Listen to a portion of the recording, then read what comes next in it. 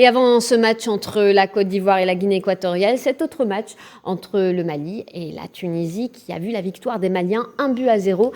Mais ce qui a retenu l'attention des amoureux du ballon rond, c'est les décisions arbitraires de l'arbitre justement de centre qui a sifflé à 2 reprises la fin du match à la 85e et la 89e minute. Des décisions qui ont mis la délégation tunisienne dans tous ses états plutôt. Pour en parler en direct avec nous, Faisal Saleh, il est en direct depuis Douala. Faisal, bonjour.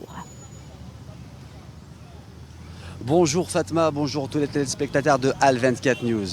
Donc des décisions d'arbitrage plutôt aléatoires, qu'est-ce que vous en pensez ? C'est inacceptable à ce niveau de la compétition sur une Coupe d'Afrique des Nations, la 33e édition. Le match entre le Mali et la Tunisie a vu en fait des décisions, on va dire, du jamais vu. C'était de la catastrophe parce que tout simplement l'arbitre zambien, Jaini Sekwazi, a pris la décision de terminer le match à la 85e minute, avant l'entame des 90 minutes régulières, sans avoir du temps additionnel. Après, il a décidé de reprendre et à la 89e minute, on découvre qu'il arrête encore le match. On avait la réaction de l'entraîneur tunisien Mondir El Kbir et qui était vraiment énervé. La délégation tunisienne a envoyé les rapports à la CAF. La Confédération africaine de football vient de communiquer aujourd'hui qu'elle a reçu tous les rapports et elle fera aucun commentaire jusqu'à, on va dire,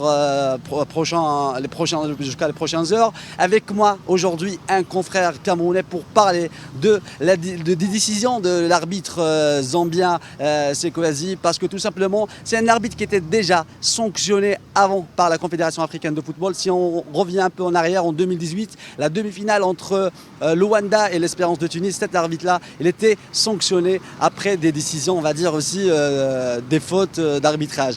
Qu'est-ce que vous pouvez nous dire aujourd'hui, mon ami camerounais Giresse?